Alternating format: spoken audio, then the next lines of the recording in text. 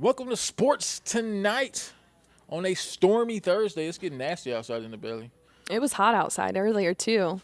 It was really hot out there today, and now it's Let me make sure. Woo-hee. I just want to make sure you can hear me here. I just want to make sure I thought I hit the button and everything. So we're good though. So Okay. welcome to Sports Tonight on a Thursday. I'm sports producer Scott Pennyman here with Bailey Burmaster. Look at you. See, I went to get your name right last time. Sports director Bailey Burmaster. Last time you were on this show, man, I butchered your name.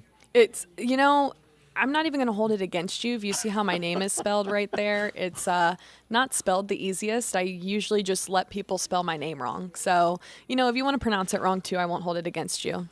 We're good. We're good because we got a lot to get into today. We have a whole lot to get into here today. So, look, we're starting with one of my favorite topics ever, right? Okay, I am totally a Madden head when it comes to like my whole life. Pretty much going back to like 2001, 2002. I get every new Madden that comes out. It's so big to me. So, and it's kind of crazy because it's gotten kind of big over the years with the players involved, right? I mean, they've all crazy about their Madden ratings. They all look at their Madden ratings. So, when me and you were at the game earlier, we're at the Braves game. So, you were looking over the tight ends position for the Madden ratings, right? That's what kind of piqued your eye. What do you think about some of those? We have my guy Kyle Pitts at number 6, right? Yeah. And I think a lot of that goes off, the injury, season cut short and whatnot. But I think what's big is, when you look at him, he could have a really huge year. It totally is just dependent on if he's able to get going with his quarterback here this upcoming season. But you should run through the list. Yeah. Read us the list in full. So let's go with the tight end rankings, right? So number 1 at the very top is Travis Kelce from none other than Cleveland Heights High School, same high school I went to, right? Cleveland Heights pride there. Number 1, he's a 99. I feel like they're giving more guys away. A 99 used to be special. But I feel like in the last couple of years, they've definitely, I think you're right, given out 99s. But I would argue Travis Kelce has earned that, earned that right. But is it Travis Kelce really, or is it how good Patrick Mahomes makes Travis Kelce look? See, and I'm not just defending him because we went to the same high school. Okay. Travis Kelce was really good when Alex Smith was the quarterback too. So I think Travis Kelce is just a really good tight end. He's a really good player. And you know what? I will give you that. I totally agree. I think the caliber of quarterback Patrick Mahomes definitely helps elevate his game. I mean, Mahomes is just one of those talents, Right. I think Kelce is a great player, a great tight end. And his ability is enhanced, like you said, by Patrick Mahomes. So when you put a really good player, a guy who's really gifted at the position of tight end, when you put that with an all-time great quarterback, you get a Hall of Fame career. And I think that's what we have right now when it comes to Travis Kelce. Let me dig into the rest of the list here. Yeah, let's see what else we got. So number 2 on that list, George Kittle, 96, San Francisco 49ers. That's predictable, right? Yeah. Yeah, I have no arguments there. Mark Andrews at number 3, 95 overall. You know what I would love to see in the numbers of those 3 of like how many targets they actually get, because Lamar runs a lot more. And I would assume that Mark Andrews doesn't get as much targets as Kittle and Travis Kelce, but his production is still way up there.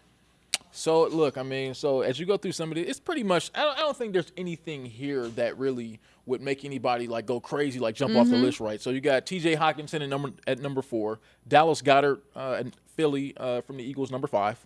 Our guy Kyle Pitts came in at number 6. I'm pretty sure this time next year, our buddy Kyle Pitts is going to want that rating to go. I'm pretty sure he's not content with being number 6. He could easily get himself to number 4.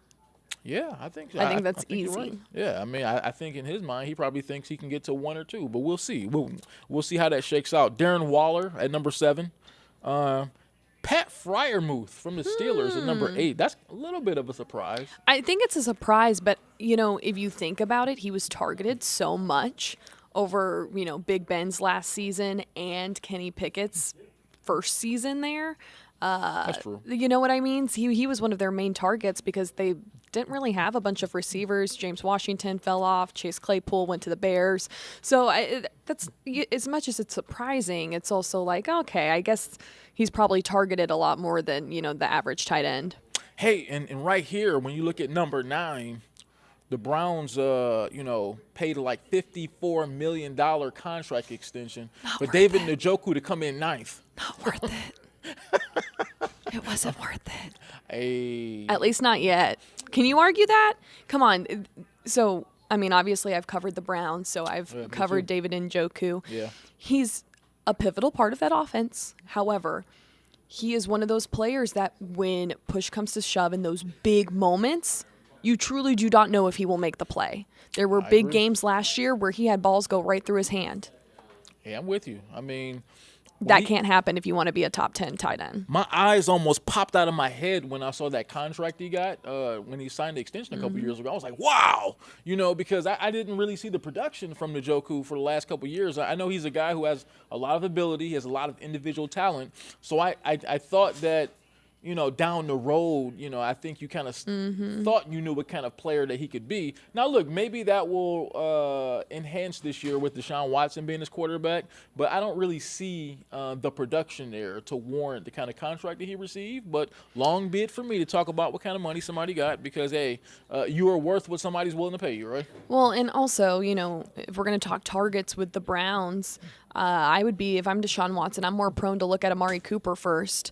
And now they have guys like Elijah Moore, and there's more options now. So if David Njoku can't pick up his weight, there's going to be other guys that will probably become better weapons for Watson. And I saw something too, and I want to look it up. So at number 10, they have Evan Ingram from the Jaguars. Okay. Boy, I think he should be a little higher. I think he should be over Njoku, honestly.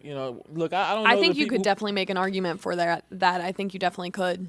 Yeah. I mean, just kind of looking at the list and everything like that, I'm like, you know what? I think when you look at guys last year that really took a huge leap in their, with their games, I thought Evan Ingram really took off. I thought he found a spot for him down in Jacksonville that was really because, he was a first-round pick, too, with the Giants, kind of underwhelmed there, but I wasn't really sure about the quarterback situation, so I wasn't quick to call him a disappointment. So then he goes down to Jacksonville, gets with Trevor Lawrence, gets with Doug Peterson. All of a sudden, we're seeing the best of Evan Ingram, so he's living up to being that first-round pick now.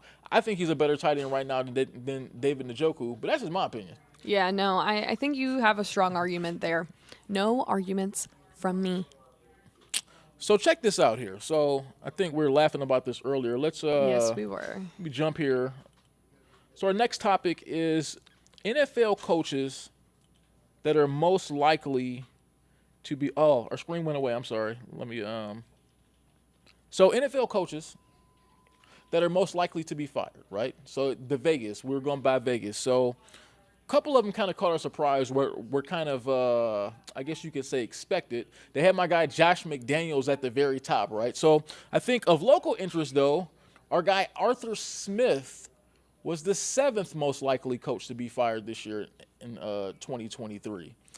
And there's some, I know as we were going through some of those guys earlier, like at the top, they had Josh McDaniel, like that Kevin Stefanski, I think at number 6.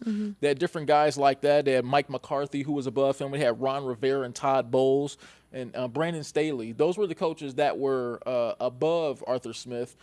You kind of took issue with some of that, huh? I did because the first person, and I know everyone will say I'm a Browns homer because I covered them, but bear with me, I'll give you why. Okay. Kevin Stefanski should be number 1 on that list. Wow. Wow. He's been there for 4 or 5 years now. This team has always said that they're, one great player away from contending for a Super Bowl. Well, guess what? They just got Deshaun Watson for $230 million guaranteed, the most a quarterback has ever been paid. And at this point, you have to be a Super Bowl contending team. You have to make the playoffs this season. If the Browns do not make the playoffs this season, Stefanski is gone, and it's very possible general manager Andrew Berry is also gone. Whoa. Okay. So I'm going to counter you a little bit, Bailey, okay? So I kind of agree with what you're saying there, too. But I think when you look at it, I think Arthur Smith should be ahead of Kevin Stefanski. And here's the reason let me give you, right? So at least Kevin Stefanski in Cleveland and Mike McCarthy in Dallas, they've made the playoffs as head coaches in their respective places, right? Arthur Smith is not. And this is year 3 of him in Atlanta now. And I think that when you think about NFL coaches, when you think about how long they normally have to win, you'll get a season where you don't make the playoffs, and I think ownership and the people around you will be fine with that. You may even get 2 seasons. How many coaches get 3 seasons without making the playoffs and still stay employed? So we're about to get into this a little bit. Let's go. It's what a lot of fans lack to see in those type of mindsets is that it's about progression. It's not about we have to make the playoffs. Well, first of all, if you can't even contend on a daily basis with football teams, you can't expect them to just make the playoffs. So correct me if I'm wrong, Falcons went 10-7 or 7-10 last. They went 7-10 Okay, so they went 7-10. Yeah. As an organization, the best you can ask of the team is to do better than what they did last season. Okay. And that includes culture in coaching and a lot of in-depth analysis of how your team is continually improving, which, you know, whether you want to look at the metrics or the camaraderie of the team, there's a lot of things you can look at. I think if there is overall improvement from last year to this year, Arthur Smith should be okay. Okay. Now No, you're good. And I just think off of that, it's the fair assessment. You can't expect to be a Super Bowl contending team. And by the way, you haven't won more than 5 football games, you know, in a single season. It doesn't work like that. Yeah. For you, I feel like an analogy you might understand is like the Cavs. They get Donovan Mitchell and everyone's like, they're a contender. Well, yes, they should be because of the caliber player he is. But realistically, it's his first year with the team. Making the playoffs, getting to that first round, not the play-in tournament, technically should be progression for the organization. So as a GM, can you sit there and go, you know what? We're going to get rid of JB Bickerstaff. He's not getting it done.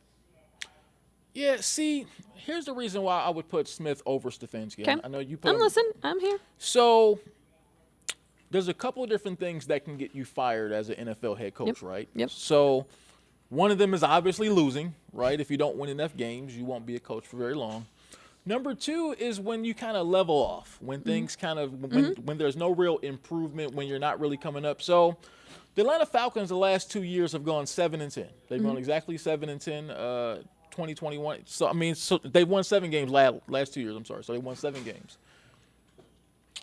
When you win 7 games back-to-back years, you're not terrible because you're not just winning 2 or 3. You know, you're not like Hugh Jackson in Cleveland or Rod Marinelli in Detroit where they won 0 games. So you're not that territory.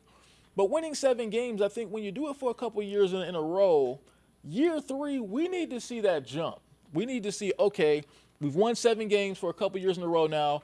Now we have to get to a playoff level. Now we've got to make that next step. And I think right now, that's the problem for the Falcons. Well, I'm not even calling it a problem. That's the challenge ahead for the Falcons is can they take that next step? They've been at that 7-win plateau for a couple years now. They haven't really taken a huge leap.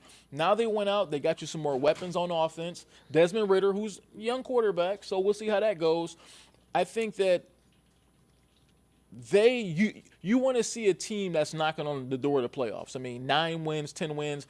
So if they don't make the playoffs, I do think that he can keep his job if they win 9 or 10 games. But I think if they kind of stay at that 6 or 7 win level, I think you kind of want to look at it. Now, with my guy Stefanski in Cleveland, at least they made the playoffs. And I think last season, I didn't think last season was a year where you could really fairly judge what they had going on there just because. No, but you say Stefanski made the playoffs, but then they did, but they fell off the next year. If you made the playoffs, the bare minimum for the next season is to make the playoffs again, if not go further.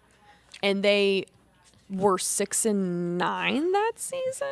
I think they got rid of the reason why they fell off, and I think that's why Deshaun Watson is in town because I think they think Baker didn't progress the way he needed to, and I think that's why they paid the $230 million for Deshaun. So now I think this is the season I think you can judge them fairly, you know.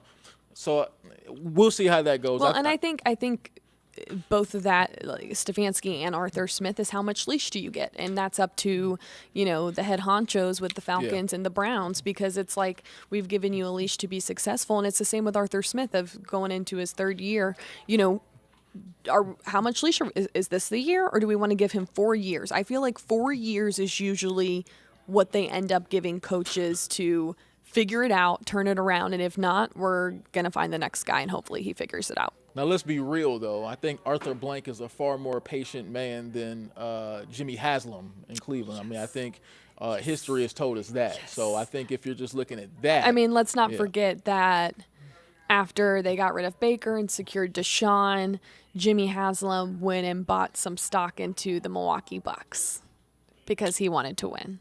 There you And go. they also ended up losing in the first round. Right. Whatever Jimmy gets his hands on, it doesn't go too well, huh? Yeah. Well, speaking of losers, let's talk about Lane Kiffin. All right.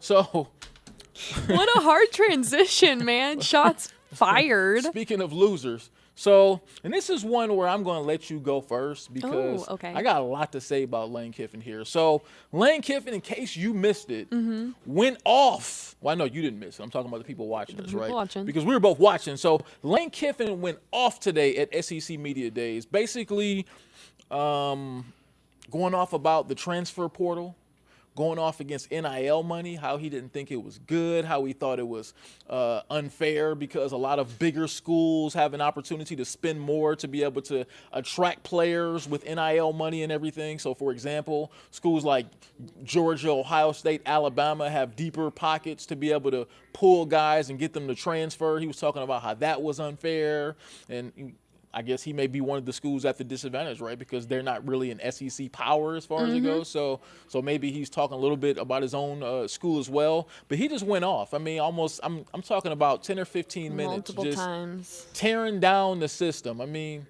first of all, I'll ask you before I go. Okay. What's your thoughts? So am I a loser if I agree with him? I would not call you a loser, Bailey. I personally wouldn't call you a loser because these are all opinions and we're all entitled to them. Okay. But Well, if that's your opinion. as a former Division I athlete, played soccer at Oklahoma State. For sure. And I've talked to a lot of athletes about this when this was making its transition a few years ago. A lot of athletes would feel similar to Lane because it's the schools with the most power and the most money who can fork up the best athletes. And the reality is, especially as a female, when you look at all those NIL deals, yes, you have some big names that end up getting it, but the reality is that's a very small percentage to the actual people that are playing college athletics, and what percentage of that are they getting? All of a sudden, it's almost like you're paying these college amateurs, not professionals, amateurs. Some of them won't even have real sports careers after they leave college, and there's a discrepancy of, the best of the best are getting paid. And let's not forget, this is a team sport, though. There's those middle players, the middle tier players, lower tier players that make up these teams, and there's just a discrepancy in all of it that, and I think it's really interesting to dive into how that affects a locker room too.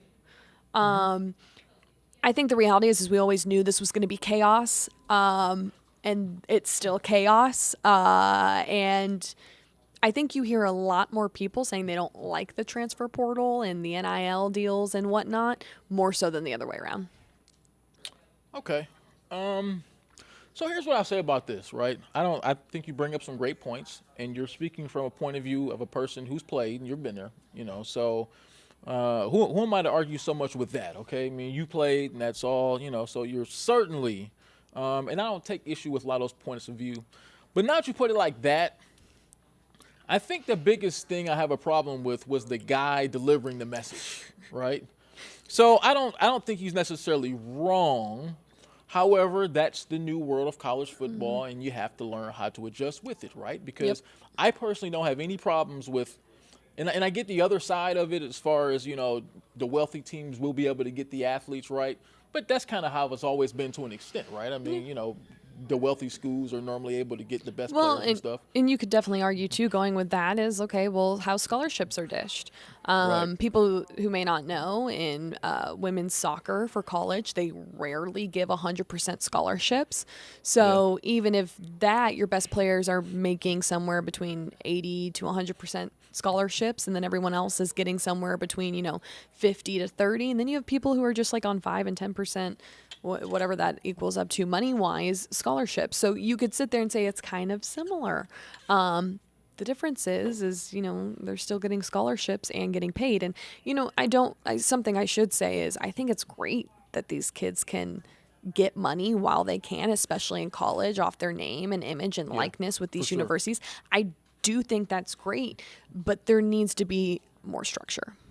Yeah, I don't disagree with that, but just for a second here, let me take off on Lane Kiffin a little bit. Okay, here, go right? for it. So, I will step back a little bit and just let you go to town. So like I said, I don't have so much of a problem with the message itself that Lane Kiffin was trying to get across, because I think he did bring up some valid points. My biggest problem is with the messenger here, right? So here's a guy, I can't think of any coach. I'm not even talking about pro coach or college coach or coach at any individual sport. I mean, I don't think that there's a coach that has benefited more from privilege more than Lane Kiffin, right?